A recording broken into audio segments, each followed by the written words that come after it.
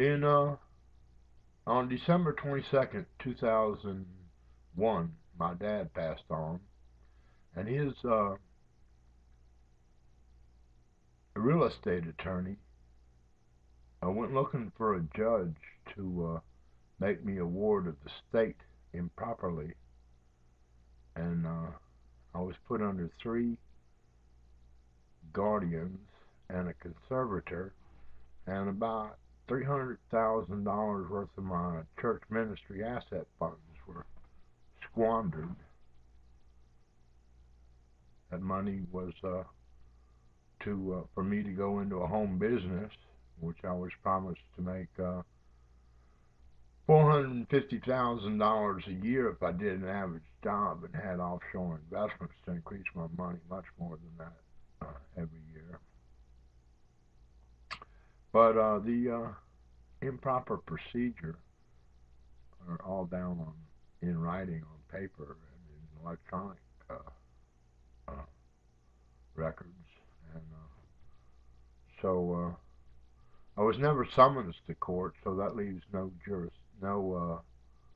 statute of limitations in that was fraud. It was also dereliction of duty. But the damages that were really bad was that one of my guardians refused to give me money out of my church stipend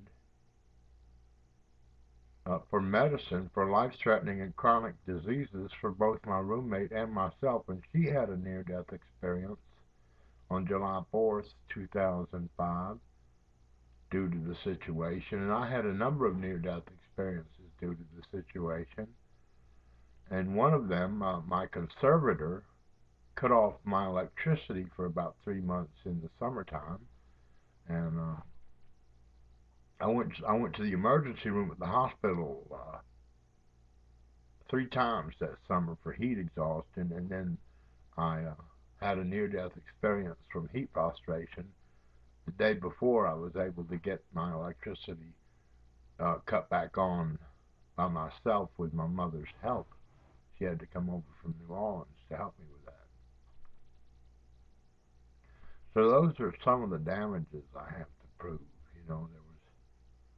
the $300,000 actual monetary damages, not financial damages, which totals the $450,000 a year plus the investments at compound interest, and the near-death experiences, the starvation level diet they put me on that I lost. I was 285 pounds, so I had the 100 pounds to lose, but losing it in about 5 years was a little too quick for my health, and the diet I was on, and it seems may have caused my cancer and a heart attack, high blood pressure, cholesterol, and my diabetes was okay though.